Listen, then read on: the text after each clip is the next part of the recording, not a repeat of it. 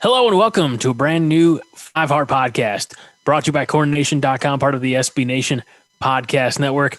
I'm your host, Greg Mahochko. Joining me, as always, he is the founder and our fearless leader of CornNation.com, John Dam Johnston. Hello, John. How you doing, Greg? I'm doing great. I'm doing great. How are you doing, sir? I'm full of fear. Why do you say that? I don't know. Because you said I was fearless. I was trying to think of something I was afraid of. Well, I think I know. Spiders. I think I know what ails you, John. Well, you son of a bitch. What ails me? Dehydration. Dehydration is the scourge of the planet. Look what I have. Look what I have right fucking here. Right here in my hand. See this? People listen on the podcast. It's a big cup. It's a big cup that's almost the length of my head. And you know what it's full of, Greg? Water. It is full of water. Dihydrogen monoxide. I want to read this excerpt from a book that I've been really enjoying. Most of my complaints to non-physicians were met with, "Are you drinking enough water? Are you staying hydrated? Oh, really? I've never heard that suggestion. Drinking enough water? You don't say." It was only slightly annoying the first 37 times I heard it. But when it got to 38, I became convinced that everyone on the planet isn't drinking enough water and that chronic dehydration is the cause for most of the world's problems. Global warming? Not drink enough water. Ebola pandemic slaughtering thousands? Not enough water. Lost your job? Should have had more water. This book that I'm thoroughly enjoying can be yours. Amazon.com. It's our very own John Johnston's Been Dead, Never Been to Europe. And the only way that it gets better than my reading it is with John reading it. And we're here to tell you that by the end of 2021, we don't know how, but we're going to have Been Dead, Never Been to Europe, the audiobook. So if any of you out there know how to put together an audiobook, let us know. But some guy pretending to be me reading some high quality on the subway. Maybe I think it should be a musical. Okay. That's what I'll work on next. Maybe we'll shop it on Broadway or off Broadway. Seriously, look, I know John's beloved here at Corn Nation and across really all of Husker Nation. But what I've gleaned through, the first probably third of the book, give or take, is you get a lot of John's humor coming through. So if you like the stuff that you read on Corn Nation, if you like what you hear on the 5 Heart Podcast, go to Amazon.com, search for John Johnston. No H in the John, but definitely in the Johnston. Or you can just, type in Been Dead, Never Been to Europe. It'll take you there. You can get the ebook, the Kindle version. You can get the physical copy like I have here because I like actual books. Not that there's anything wrong with, doing a little swipe.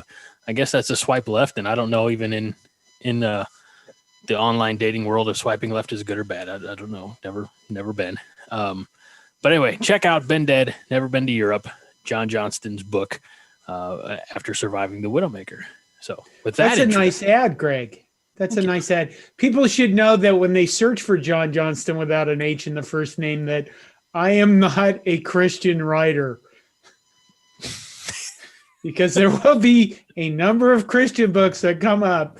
Some other guy named John Johnston that should not be confused with me.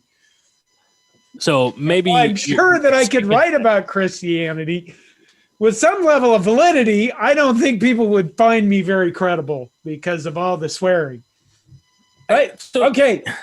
That raises an interesting question. Yes. And it pertains to the book. More importantly, John, it pertains to you. You were dead for 20 minutes. Do you have any? I mean, did you see anything? You didn't get to the end of the book yet. John, I told you today I was on page 56. 56. This is where I'm at, and this is how much I have left to go. Okay, well, So that it's in question the is book. answered. Don't spoil The it. Okay. question is answered in the last chapter. Well, the second to last chapter. I edited this thing and moved shit around so many times I can't remember what's in there exactly anymore. Well, I know I'm what's excited. not in there.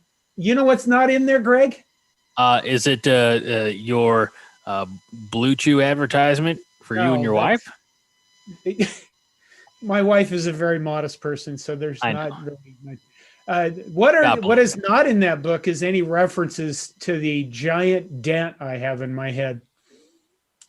Like Cousin Eddie. Yeah, I don't know, but I woke up and I have a very giant dent right in the crown of my head, right here, and it's a dent. It's not a scar. They didn't do surgery. It was never a cut, nothing, just a really big fucking dent in the top of my head. And that will be in the another book called The Mystery of the Dent in my head. And what happened was I had an editor work with me on this book, and my developmental editor said you need to remove all the references to the dent in your head. And I said, why would I remove the dent in my head? Well, the references to the dent in my head. Right. And she said, because it takes away from the main story. And because, there is a lot of stuff that goes into the dent. And she said, people will get confused and you really need to remove that. You could do something else with it. And I said, so you mean write another book called The Mystery of the Dent in my head? And she goes, that is an excellent idea. So that is not in the book. There's no reference to the giant fucking dent that's in my head, that nobody has ever told me why there's a giant dent in my head.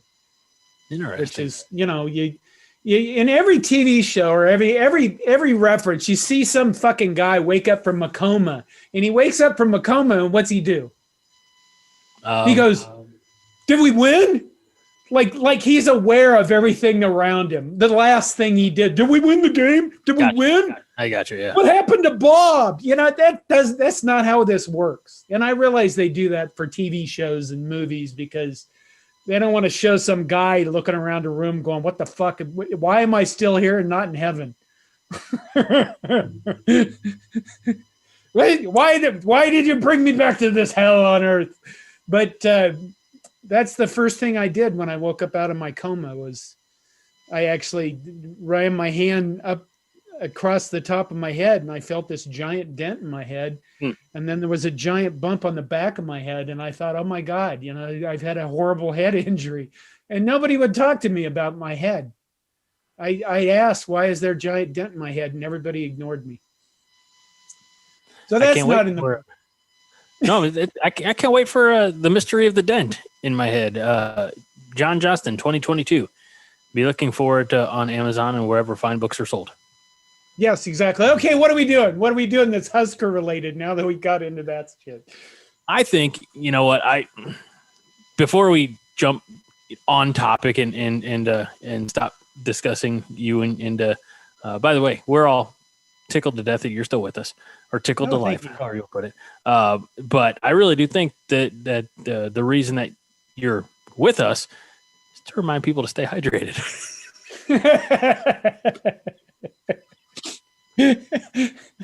Oh my God!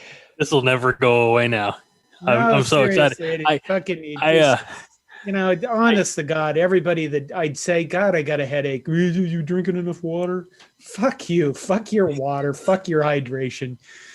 I'm going to pull the old man card and say, when we were kids, you know what we did? We drank out of a fucking water hose. We didn't have to have purified water out of a plastic bottle and infest the earth with goddamn plastic. But now we find it necessary, even though we have the cleanest water supply on planet Earth, to litter the earth with plastic bottles. There's my environmental activist side of me coming out. What do you got Husker related? God bless it, Greg, you poopy butt. I was just going to say, I read your book when I take my wife across the river to see her doctor. And so we're in the waiting room. And so I messaged John as I'm reading this paragraph. I said, hey, buddy, do you need a drink of water? And his response was predictable. So it's the gift that keeps on giving. It's the Water of the Month Club. So Husker news. Well, we are going to talk some basketball on this episode because the Husker men picked up their first win in Big Ten play in 25, 26 tries, something like that. Meanwhile, we're recording this a night earlier than usual. You'll still hear it on Friday. We're recording it Wednesday night, and earlier this evening, the Husker women completed a season sweep of ranked Northwestern. So we tip our caps to that squad, but one of the trio of hosts of Bangarangs and Daggers, which is a podcast that you can occasionally hear right here on the Coronation podcast when they have time to put together an episode. One of those guys is going to be joining us as soon as he gets home from his busy schedule to talk about Nebraska, because they took number 6 Illinois to overtime and had an opportunity and lost that one. And then they came back and beat Penn State. So I know that, obviously this is a season unlike any other. You really didn't have a non-conference schedule. And you're limited in what you can do. And I don't know, I don't see it at the NCAA level, but I know that finally in Illinois, high school athletics has started again, and all of the kids on the floor playing on the floor are all wearing masks. And I don't know if you've seen that in Minnesota or if our friends in Nebraska have seen that, but they're running up and down the court with masks because that's how ridiculous the state of Illinois is. Well, I was on Twitter earlier tonight and I saw a hashtag about California and that nobody can play high school sports out there, and that they're the only state now in the nation that doesn't get to play high school sports. So I don't know. I'll be honest with you. When I was in high school, you were hoping somebody'd spit on you. What? You were hoping somebody'd spit on you. Yeah, exactly.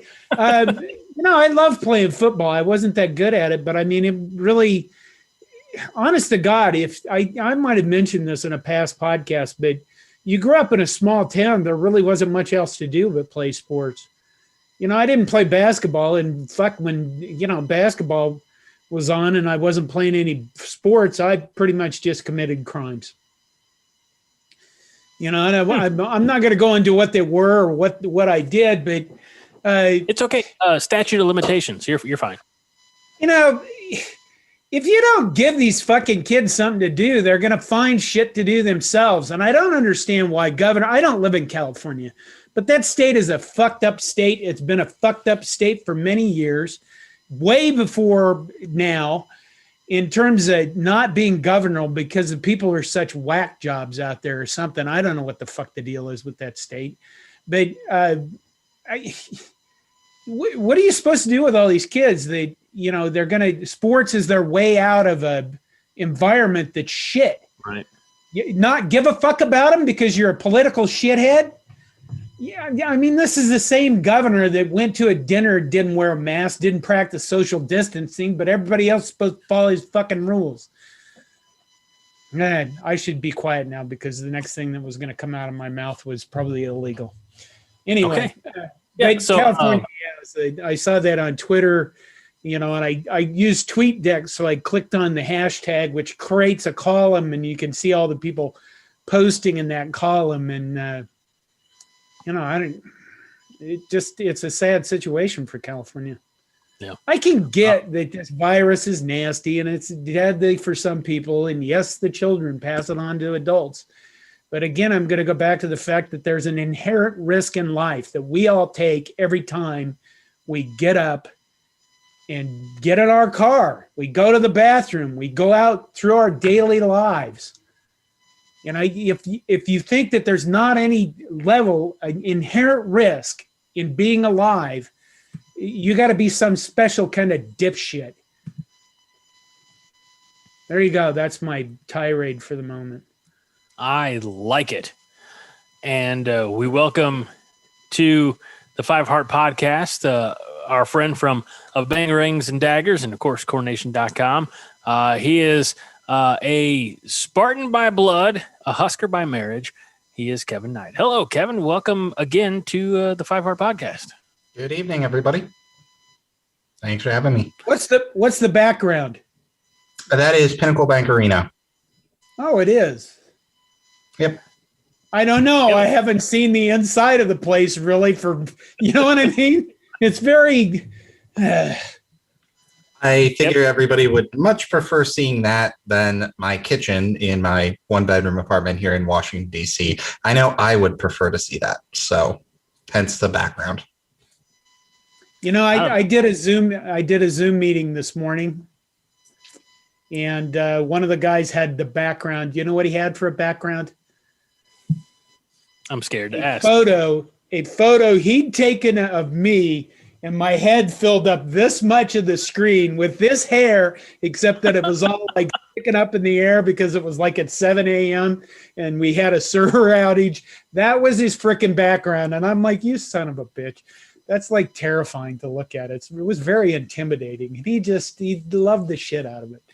Anyway, so that your background is much nicer. Good job.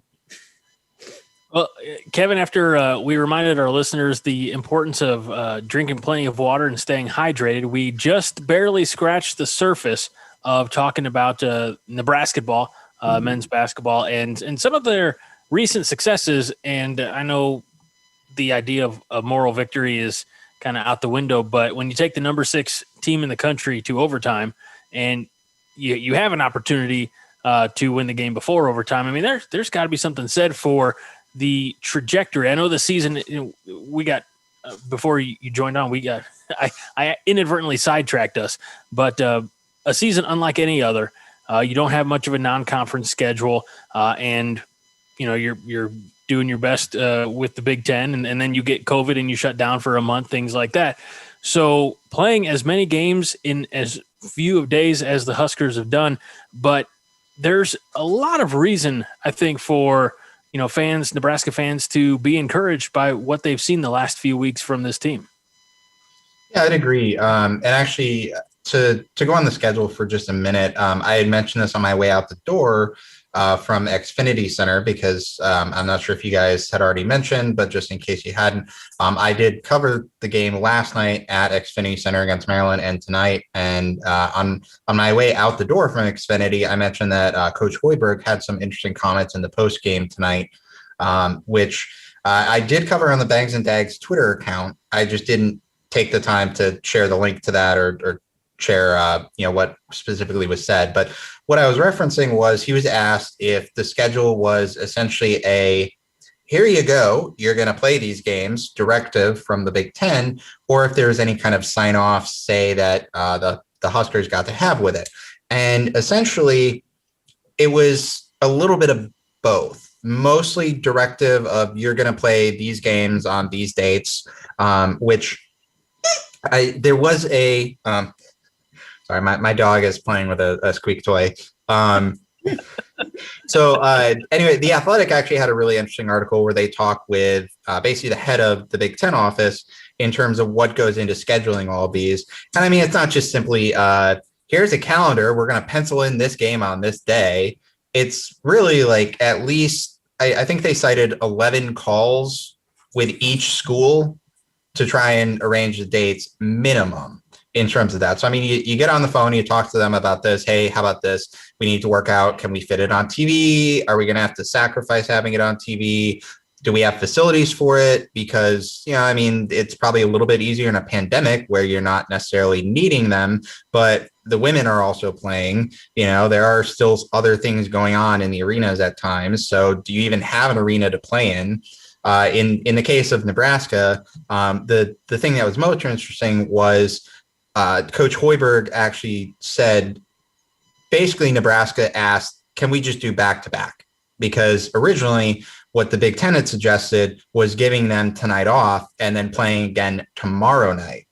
And instead, which by complete luck, really, based on weather forecasts, because it probably would have been pretty disastrous considering how the DC region handles snow and the fact that there's a snowstorm coming in the early hours this morning.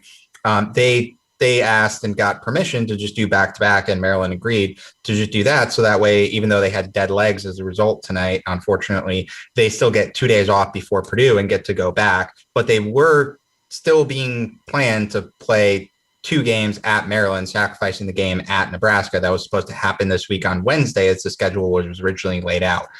So, I mean, there was still going to be the home game lost, but the back-to-back was something that Nebraska asked for. Hey, Husker Hoops Central did a tweet that I put in the Slack room in which they said Nebraska could play as few games as Michigan is playing if it wanted to. It could play no more games if it wanted to. This is Nebraska wanting to play these games and the conference letting them. What do you, is that true? That actually also got brought up in the post game and was also something that was kind of an interesting answer. Basically, the gist of how Nebraska is being scheduled, it seems suggestive that Michigan is going to be forced to play as many games as they're told to. And I only read paraphrasing of Coach Howard's press conference from last week, I want to say. I never actually bothered, surprise, me not wanting to look up something that a Michigan coach said. But the paraphrasing from non-MSU people, because I did seek that out for a little bit less bias, seemed to suggest that he doesn't want to play a full 20-game schedule at this point. Surprise, considering the fact that they're sitting in first. But he seemed suggestive that they also are going to be forced to play as many games as the Big Ten can figure out how to squeeze into the remaining schedule. And Coach Hoiberg, when asked about, is it fair, that you're being forced to play these games? Should Michigan have to? Is it fair if Michigan doesn't? Basically, his gist was, what's fair in a pandemic anymore? Like, I don't know. I don't have an opinion on that. We're just going to play the games that we have. And basically just a, diplomatic coach answer, which was nice to see, even if, dig at Michigan is certainly appreciated by somebody like me.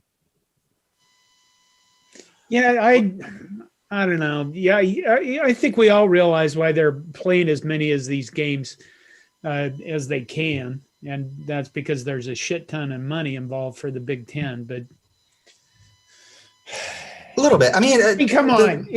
If I was Colin Cowherd or Paul Feinbaum or Skip Bayless, I'd be going off on the Big Ten and Kevin Warren and Michigan and the unfairness of it all. And basically what you're kind of saying is be a reasonable person and take it easy. Is that what I'm getting for a message?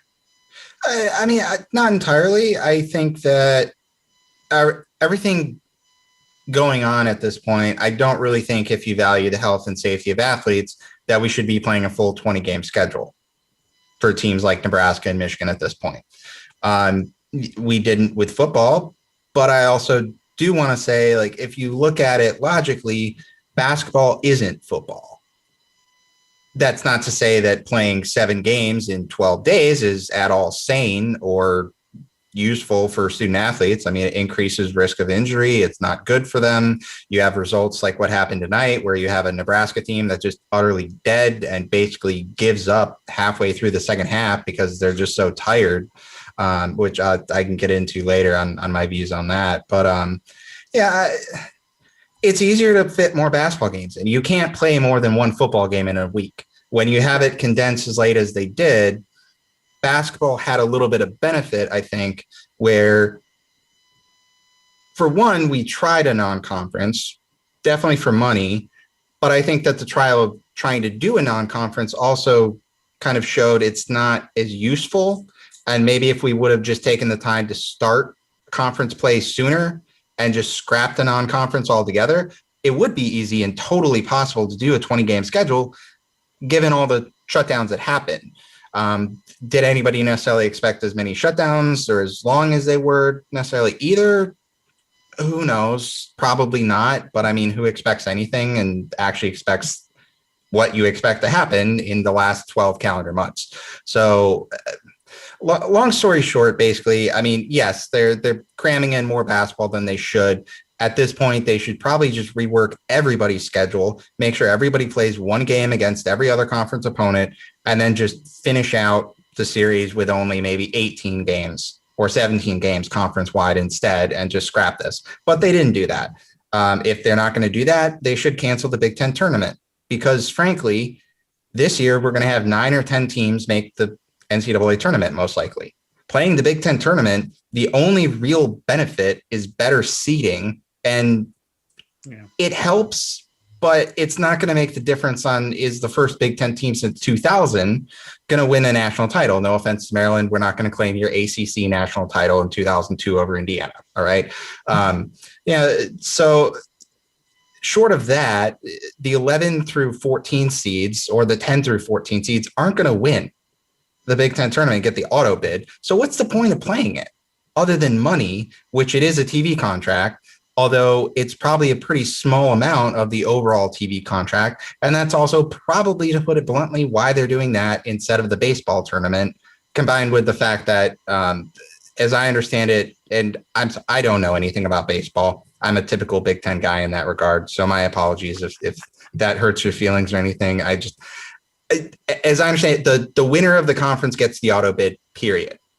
So if we crown a regular conference season champion without a tournament, they get the auto bid. And that's the entire point of these tournaments in the first place is the auto bid. It turned into money in the case of basketball, but I mean, they have a Big Ten hockey tournament and that doesn't make any money. Nobody makes money on hockey pretty much. So I'm going to read you a passage from an article over at Purdue. Travis Miller wrote it, Hammer and Rails. And it talks about their schedule with Nebraska. And it says as to why this game would be made up, the answer is simple. And he's talking about the Purdue-Nebraska game, money. Nebraska is not going to the NCAA tournament, but dragging their exhausted corpse around the Midwest over the next 2.5 weeks allows the rest of the league to improve their tournament profiles with raw wins, thus increasing the chances of wins in the NCAA tournament and further TV shares because teams might have slightly better seeds. Any reaction to that? They're using us. I mean, marginally, but you're also talking to a guy who's a lifelong Michigan State fan. And the reality is no offense to the Huskers, beating the Huskers, if you're not on the bubble, is irrelevant for the most part. You can win as a 5 seed. You can win as a 4 seed. You can win as a 6 seed. You can win as an 8 seed. You can win as, I mean, you're not going to go very far as a 14 seed, but I mean, you can even win as a 14 seed. And you can definitely win as a 1 seed.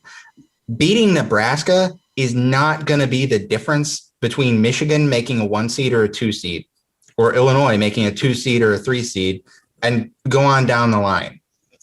What really matters in the end is, and actually, I'll give a shout out to Paul Fanson over at The Only Colors, who's a really great stats guy. He's done a couple articles on these over the years, highlighting the fact that what's more important than getting the 4 seed versus the 5 seed is who you get paired up against. Because in the 2016 NCAA tournament, I'm going to break out crying bringing this up, but you know, the 2 seed that year got paired up against a team that had no business winning and went lights out, insanely good from 3-point range, and upset the 2 seed in the biggest seeding upset of the NCAA tournament. What matters is the pairing. Seed helps. More often than not, it's the pairing that makes the biggest difference. So he's right, but don't read too much into that in terms of exaggeration. It helps, but not that much. We're going to have a conversation about being too reasonable and not a good enough ranty guy. I mean, what the hell, man? Come on. If you want to rant, go back to any of the Bangs and Dags episode where I'd go off about Michigan. I have a question for Kevin that might lead to a rant. Within the last week or so, I don't remember the exact date, but Nebraska took, number 5 or number 6, depending on what poll you're looking at, Illinois to overtime, lost by 5. I was reviewing Illinois' schedule, and they close out the season against Ohio State, who is, again, according to this particular poll, ranked number 4, and they have Illinois 5. Nowhere on that, and this would be the, a debate for the conference tournament, but Illinois and Michigan did not meet this basketball season. So my question for Kevin is, why does Michigan fear Illinois? Well, so they cite health and safety as the reason why they couldn't come back. And based on Coach Howard's comments, nobody on the University of Michigan basketball team had COVID-19 during the shutdown. It was other sports programs that had one of the new variants, the one from England. In conjunction with the state government, they decided that it was best to shut down for 2 weeks all athletic departments activities. Coming back from that, the women's team played, I believe, that very night against Purdue, and got their clocks cleaned. Michigan cited that they weren't ready and needed more time and agreed to postpone the game.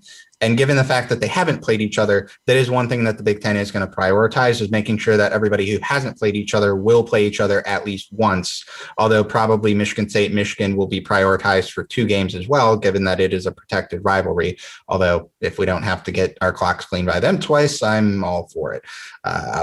Just go ahead and own up to that. I don't like getting creamed by Juwan Howard, that piece of... Anyway, yeah... That was as close as we might get John to a Kevin rant. So I will say, I mean, I've been one of the biggest proponents of giving teams the doubt when a coach and program says, you know, COVID-19, it's this, it's that. I've been one of the biggest proponents of that. But I'm sorry. Your guys can't work out in their apartments like everybody else in the conference did. Your guys can't, you know, do stretch cords and run up and down the stairwell in isolation. I mean, that kind of. Hey, I ran track in northern Michigan in the winter. I was out training for it after ski season ended in friggin' inches and inches of snow. I'm sorry. You can go outside in isolation and work out during all of that. Sorry, Greg, go ahead. What is ski season? Is that like, wait, by that, I mean, I know winter and, you know, people can go skiing, but was it like a state sanctioned like high school sport? Yeah. So it's not to bore everybody. The most high school sports in Michigan are divided by Class A, Class B, Class C, Class D. Skiing had a couple of what we call fudgy schools. So schools from downstate in the Detroit area, like Lake Orion High School, you know, the rich suburbs of Detroit. They would go to places like Mount Brighton, which is literally a garbage dump with a ski lift on it. And us guys up in northern Michigan, and girls actually, because my junior year of high school, the girls won the state title and then had the trophy break because nobody was holding on to it, and we took a turn. And you know, Michigan has this thing called the Upper Peninsula, and it does not make for a very stable trophy if it's involved in any type of accident. So the state title for Boyne City High School Class B 2007 has a crack down the line of the UP where it was glued back together. If you look at it in the trophy case, very close. But yeah, so we do giant slalom and slalom. You can't really do alpine in Michigan. It's not really, I'm sorry, not alpine. I sound like an idiot. Nobody would long since downhill rather, downhill courses. So, but we do GS and slalom. So it's kind of fun actually doing slalom where you get to go out and hit a pole as you go through it. But wow. So I did that in high school. By comparison, stay with me, everybody. Illinois has bass fishing. High school level state sanctioned bass fishing. What did I say before Kevin got on here? Drink plenty of water. No, I said if you don't have shit to do, you just go out and commit crimes. Didn't I? Yep. So bass fishing is a damn good way to keep kids from committing crimes, Greg. True. However, both growing up and looking at the kids now, most of the kids who would choose bass fishing as a recreational activity, not even competitive, they're not the type to go out and commit crimes anyway. They just want to spend a little bit, maybe, drinking a few too many Busch Lights on the pond or something like that. But never seen a whole lot of bass fishers, fishermen or women, stirring up trouble. Keeps the teenagers off the roads, at least, right? That's Kevin, right. Uh-huh. How much of a drop off when Derek Walker goes out of the game? How much is there a drop off on our offense? He actually. Okay, so live stats was broken, so I didn't really have a great total on it. They delivered first half and second half stats, and we're like, you can add it up. And I didn't bring a pen with me. Actually, I have a pen, but it ran out of ink. So, he's good. That press score guy who takes one pen to the game. Well, so I left my other pen here because gotcha. I run a meeting on Thursday mornings and I use that. Although, extraneous information. He's good. His inability to play last night because he wasn't feeling well definitely hurt the Huskers, especially against a small lineup like Maryland has. That was one of the things that they didn't have the advantage of tonight. I think if I remember right, Maryland did pretty well with a little bit of a zone at times, I think. God, I'm out of it. I'm tired. I'm sorry. I'm pretty sure that they had a little bit of a zone at times, or at least they sunk off the Huskers and blocked the lane a lot more tonight than they did last night. So it's something that they could have taken advantage of better last night. Tonight, even when they did drive, even when Walker was in, it just wasn't open and they weren't hitting their shots. And while they're dead, missing a lot of those layups isn't entirely just being tired. It's also they're just not a good team down low. I guess some of it too was, to be fair, that they weren't getting as much height on their jump, and so it was easier to be blocked, or in response to that, they'd sink back a little bit on the layup and not drive as much to the rim as they might have the night before. But I mean, even the night before with less dead legs, they still could hit the broadside of a barn on a layup half the time. And come on, like, you're D1 scholarship players. A lot of you are transfers from other D1 scholarship positions. Like, you need to make a freaking layup. Come on. Well, you could debate that. I mean, let's be honest. I love Ivan Drago. I love the kid. I like the fact that he started playing when he was 17. You were hoping for progression from him, but right now he doesn't look like a Big Ten basketball player. Yeah, I don't know if it's COVID-19, but he's regressed a lot since he first started playing for Nebraska last year. I mean, he regressed a little bit last season. This season, it's significantly lower in terms of result. And Andre looks like a kid who could have massive amounts of potential. Well, he does have massive amounts of potential, but he's extremely raw and inexperienced, but could become something special later on. Yeah, definitely some time in the weight room, year under his belt in a normal Big Ten season. I think he's got a lot of potential down low, but still just a true freshman this year. That well, I want to get eventually talking about the Penn State game because it is like the shining beacon of hope. I saw that this was raised. This conversation was raised quite a bit, I believe, in Slack, and it was like your starting five.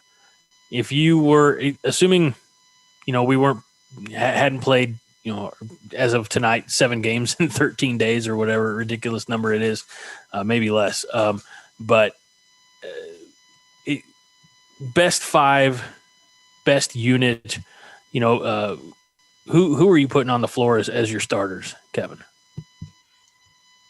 It's a good question. Maybe it was just, he did well from 3-point range.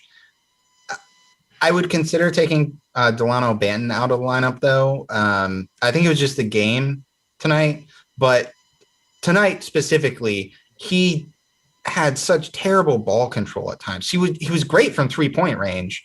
Last night he did really well running the point. Tonight he didn't. So I mean, I'm just immediate overreaction, so to speak, on that. I mean, really leave him at point guard, but I think he would be the one that I would maybe consider saying take him out. After that, I'd probably leave Trey McGowan's in. Obviously, you have to leave Teddy Allen in, but I'd rather see him play less time. How do I phrase it? There's a faction of the Michigan. Actually, there's not even a faction of them. Michigan State fans have a familiar figure to look to in terms of a different position at center, Nick Ward. Anytime the ball went to Nick Ward, he was a strong offensive presence. He was also a black hole. If the ball went to him, whether he had a shot or not, the ball ain't going to nobody else on offense. Gotcha. And I think Teddy Allen is a lot like that as well. He's obviously their best scorer, but at times I don't think he looks to move the ball when he should. And he forces things. And I think the team lets him do that. The other players let him do that. And I think that he looks to do that because they don't want to, if that makes sense. Like it's a little bit of he's ball hog by necessity. The other players want him to be ball hog. It's almost as if they go into these droughts and they're like, could somebody score? Yeah. Yeah. Honestly, they don't go, I'm going to go score. They go, could somebody else score? Hey, could you score? And then Teddy Allen goes, fuck you guys. I'm hero ball. And then, But and then beyond that, I'd leave Latman and Derek Walker in. Maybe consider if Latman's coming off a bad game, sub him in out rather for Eduardo Andre. But that'd probably be my starting five. So I pulled a few statistics, and this is up to the game against Maryland on the 16th. So, again, we're recording this on Tuesday night. And looking at Teddy Allen, he's shooting, just over 43% from the field and just about 36% from behind the arc. I mean, is that – I feel like this is a stupid question, but like if this is baseball, I know where that average is. If you're hitting 432, you're doing something that hadn't been done in feel like 70 years. But if you're shooting 43.2% from the field, that's underwhelming. I mean, is that? I feel like it could be better. Does that play into the point that you were making, Kevin, about he's getting the ball. Where that ball is going. It's not going to a teammate type of, and then we just need more of those shots to go in, or is 43.2% from the field a good statistic? Yeah. Sorry, give me 1 second just to look up a nice comparison, because my gut reaction to that is no, but give me 1 second. We're also. I think you'd like to see it in the 60 range, wouldn't you? Yeah, I mean, 60% you're going to see from really, truly elite guys that are centers. You're not really going to see from field goal range. Yeah, I mean, he could be slightly better, but he's not terrible. So he needs to finish stronger from the rim. Or at the rim, rather, to see that go up. Again, when you're even a bigger guy like him playing on the wing, you go down low and you try to challenge some of the centers, especially when you're going up against guys like Kofi Cockburn with Illinois. What's his name? Robbins or Robinson? The transfer from Minnesota. Yeah, Robbins. You're going up against big guys like that. You're just at too much of a height and size advantage a lot of time to be able to finish as well. And I mean, also when you're a wing guy, you're going to be pulling up inside the 3-point arc, although Hoiberg doesn't really value these types of shots, and for valid stats reasons. The long twos aren't going to be as accurate as a shot from right at the block, so to speak. Right. So he's not bad, but also could be a couple percentage points better. If he's at 43, if he could be 45, then he'd be a much more elite shooter rather than just really good to, borderline great. It's interesting. The question is everybody wants answered from you, basketball guy. Why the hell can't we make free throws? They're free shots. There's literally nobody next to you, and we shoot like 10%. It's right there in the name, free. Yeah, it is. Yeah. On a night like tonight, it's going to be just because they're tired, dead legs, dead focus mentally, so to speak. But in other games, they've lost games because they're not making free throws. Oh, yeah. That happens at every level, definitely. There's off games, but they consistently put themselves at a huge disadvantage in a lot of games not doing that. And when it comes down to it against, say, Illinois, they would have won if they would have made a couple more during regulation. So half the time it's just something that's mental. Sometimes you just get into a funk and don't make them. Okay. That's pretty much what I did for the first half? I hate to admit this, of this game tonight. There was 15 minutes before the game, and I was screwing around with YouTube TV, and I turned on South Park, and it was the Man, Bear, Pig episode. I'm super serial. Yeah. And I started watching it, and I couldn't stop. And then I didn't watch part of the first half because I was still watching Al Gore. And you know what happens in that episode is they have to find out who made the deal with the devil that cost them all those people's lives, a man, bear, pig attacking people. And we need to start a Corn Nation investigative series to discover who, when, and where made a deal years ago that now we have to live through the shit we're going through, because all of our Nebraska sports, or men's sports, are getting, except for wrestling, are getting killed and pounded. And it's clear that somebody back in the 70s, probably before even the 1978 Oklahoma game, made a deal with some kind of beast or the devil that is costing us all of these games. So wait, was it the Imagination Land episode of South Park with Man, Bear, Pig? No, it was the original one with like the fake gold treasure, right? That was the original episode that introduced Satan Man, Bear, gets Pig. killed. Al Gore constantly wants people to tell him he was right and apologize to him. Okay, yeah. So and then they finally everybody's playing Red Dead Redemption 2 in it. Oh, okay. That was a second game. That was a second episode of it. The original Man, Bear, Pig episode, where they introduced the concept of half man, half bear, half pig, Man, Bear, Pig, is like back in season 8, I want to say. And so the super serial reference, Greg, by the way, because I saw the reaction on your face to that. Al Gore will go around and be like, "Why won't anybody believe me? I'm super serial," is his line. So when he's trying to tell people about the dangers of Man, Bear, Pig. I'm a South Park aficionado, so. Are you? See, I don't not an expert, but I like the show, yeah. So it's a good one.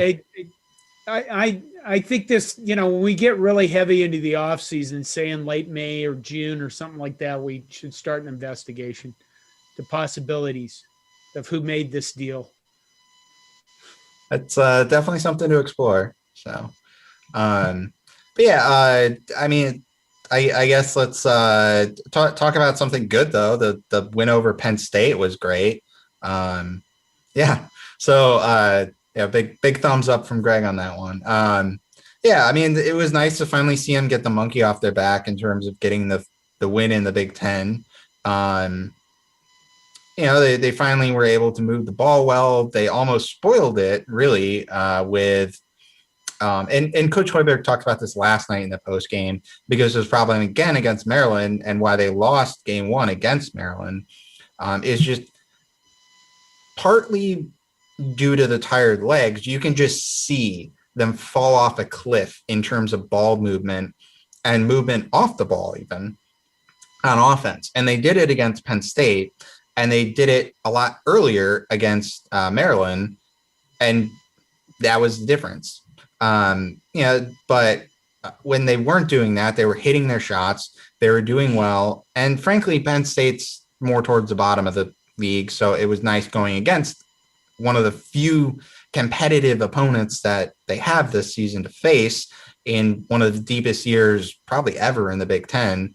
Not to just, harp on that too much, but I mean, it is a reality. This is one of the deepest conferences. I'm not saying it necessarily as the elite teams like a Baylor or a Gonzaga, although Gonzaga doesn't compete in a real conference, but they did have some good non-conference wins early in the season. So by all means, they're an elite team. Would they be undefeated if they played real opponents all conference season long? Probably not, but I digress. It's a deep conference with some of the best teams in the country and just a heck of a lot of good ones. So it's tough. And Penn State is going to be one that hopefully they can get another win over when they come, if they come. No, I'm sorry. That one did get added next week. Hopefully they can keep that momentum up and get another win next week as well. So. Well, I think they're starting to look like a basketball team. You can see the kind of the foundation is there. You can see the athleticism. You can even see, I think, the depth that when they, in years past, you felt like they had 4 decent players and one guy was out there because he was a body, where now they have, 5 guys on the floor that can play basketball all the time. And they might even have like 8 guys that are actually capable of playing Big Ten basketball. Maybe not at the elite level, but at least playing Big Ten basketball. And we haven't had that in ever, maybe. I don't know. I want to point out a roster discrepancy, because this time last year we had a certain young lad from Iceland who was starting. And now, maybe it's because I don't follow it, don't watch it regularly, but where's Thor? That's actually something that kind of irks me a little bit, if I'm being blunt. And I brought this up actually as the last question in the post-game conference in a less direct way, which is I don't think he gets as many minutes as he should. He's not the best athlete on the team, but he's one of the premier defenders on the team. And frankly, they can definitely benefit from having him out on the floor more defensively. And I think Coach Hoiberg kind of highlighted this a little bit. My way of asking about it was highlighting the fact that he doesn't really get hardly any 3-point shots anymore this season when he is on the floor. Because his minutes, when I looked him up, it was only down. He was averaging about 28 minutes a game last season, I think it was. And this season he's down to a little bit more like 20.8, although I'm not sure that that's updated even with Maryland last night. Let alone tonight, where he really was not on the floor hardly at all, which, considering how dead everybody's legs were, that made even less sense to me tonight. He seems to be facing a little bit of a confidence issue. All the guys are at certain times, but him a little bit longer. I don't know if maybe that's the fact that he's coming off the bench now instead of starting. It's played with his head a little bit. I don't know if he's coming back from COVID, if he had it. I don't know if he's missing home. The inability to interact with people from back home is messed. There could be a number of things factoring into it, but it all boils down to he's somebody that I think could be better used even on offense. He's a smart player that overcomes his athletic discrepancies with some of the more skilled guys ahead of him in that regard. He puts himself in a position on the floor, and that's actually paraphrasing Hoiberg. He puts himself on a position in the floor to do good things, both on offense and defense, if you let him and if you look for him. And I just don't think that anybody on the team really looks for him in that regard. Sometimes he does. Penn State, he actually took a couple shots that it was nice to see. They didn't necessarily fall all the time. But yeah, I think he's just somebody that needs to get out of a funk and get targeted more by teammates with the ball and not be afraid to shoot it. All right, I can live with that. If you think about it, he's the only returning player who actually played on last year's team. Do I have that right? That was last year. That was the case. This year, Udra Ago, I think I got that roughly right. He would have been one of the main starters. Obviously, he's seeing much reduced minutes, but that's because, frankly, there's a lot better options down low compared to him. Let's see. God, who are the other guys? Those might be. I don't know. There's a couple guys that saw minutes last season. He's one of two guys basically that come to the top of my mind that actually saw significant minutes last year, and he's still seeing a decent minutes. I just don't think he's being used as well as he could be. He's not starter level this year, but he should see the floor more. Sorry, go ahead. A couple other players that I wanted to ask you about and kind of get your opinion on if they're seeing the ideal time on the floor that you think. One would be the transfer Kobe Webster, and then I guess when you say transfer, you got to be more specific with this Nebraska team. So transfers, and the other is Shamil Stevenson, who I thought was supposed to come in highly touted, and he's not. In the world of Teddy Allen and Trey McGowan's and Derek Walker, you just don't hear as much about Shamil Stevenson. Yeah, Stevenson, I don't know if, again, I don't know if maybe it's a COVID issue, but he hasn't seen the floor a ton. I don't think in the last couple games. He saw it quite a bit tonight and had some good production overall. What was it? He came close to breaking double digits if he didn't. Again, there's just so many new names to try to remember all the time. And it's a little late on Wednesday night. After a couple of long weeks. So sorry, I don't remember off the top of my head necessarily, but he's somebody who I think when he's up for it, he's seeing the floor as much as he should. And Kobe Webster had a couple good shots tonight, but again, he is a Western Illinois transfer. Stevenson was a little bit more prominent of a transfer. Webster is somebody who comes from very elite three-point shooting background, and he did have some games against Big Ten teams. He saw Indiana, for example, at one point, playing at Western Illinois. Right, Indiana? Pretty sure Indiana. No, is he from one of the Indiana schools? I don't know. Anyway, Kobe Webster, I think you're right, at Western Illinois. Yeah, he's good, but he's not somebody that I think should be seeing more minutes than he is once again. He's somebody who can give some good minutes, giving somebody else a breather, and he can hit the shot if he's open and you get it to him. But I don't think that he's somebody who's being underutilized at this point.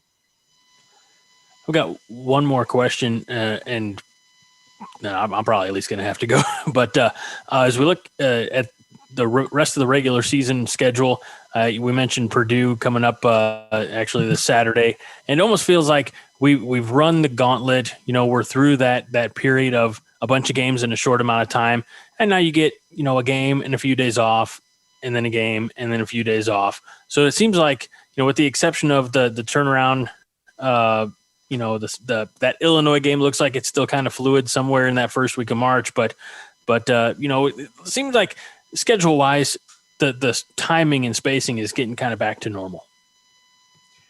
It is, but there's also still, I want to say 3 more games, not counting the Illinois game, which actually still needs a date formally, that do still need dates added into the final schedule at this point. So, again, think about this week and the games that went into this week and last week and how short of notice. I think maybe the average day ahead of time was like 5 days notice on some of those games, maybe 6. So,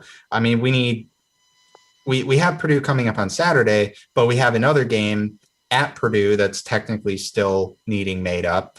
We have a game against Minnesota at home in Lincoln, a road game at Iowa, the home game against Penn State, and a road game at Illinois all need made up. The one at Illinois is the only one that really has a date in mind, in that it's going to be played at at some point in the final week of the season. So in that regard, there's still some games left. If playing each team once is a priority, then at Iowa is the only one that I think we can kind of with clear evidence know that one is going to be made up at some point and squeezed in at some point. No ifs, ands, or buts, because otherwise we want to play the Hawkeyes. And it won't allow us to make them cry when we upset them. And angry Fran breaks a clipboard and throws a chair and runs after the ref into the tunnel. Well, I'm sorry, throwing a chair. That's Uncle Bobby Knight. Never mind. Fran could do that. I'd be okay with it. And no relation on Bobby Knight. I'm not actually related to him. But John, did you have anything else for our esteemed guest and colleague tonight? No, I don't think so. Okay.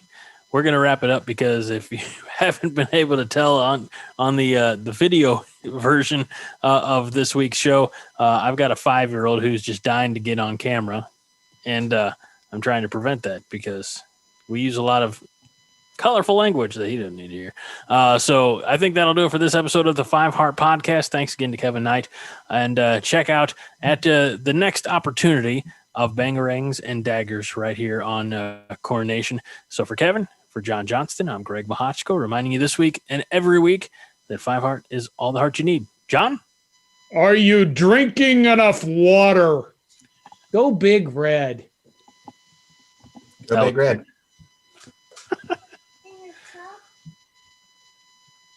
There you go. All right, stop the recording. I'm stopping the recording.